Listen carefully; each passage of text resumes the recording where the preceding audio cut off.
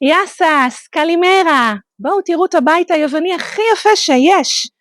שימו לב, בכניסה יש לנו בריכת דגים אקולוגית מדהימה עם דגי זהב. בואו אחריי.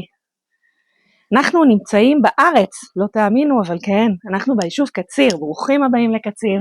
היישוב הכי פסטורלי, הכי כפרי, הכי יפה שיש. משוייך למועצה אזורית מנשה עם החינוך הכי איכותי שיש. אנחנו נכנסים לבית, תראו איזה בית, זה בית שישר מתאהבים בו. בית במפלס אחד, 5 חדרים, בית מטורף, תראו איזה סגנון, איזה סטייל. הבית שופץ מהיסוד לפני 4 שנים, מאוד נוח, מאוד פונקציונלי, ושימו לב לנוף, נוף חלומי, מטורף, כמו בגלויה. אחד היפים. הגינה יפהפייה, עצי פרי מניבים, הכל ירוק, עצי פרי מטורפים, ליצ'י, אבוקדו, מה שלא תרצו, על מגרש של 0.5 דונם. אל תפספסו את ההזדמנות הזאת, תתקשרו אליי עוד היום. הטלפון שלי מופיע בתגובות למטה. נתראה בבית היווני, ביי!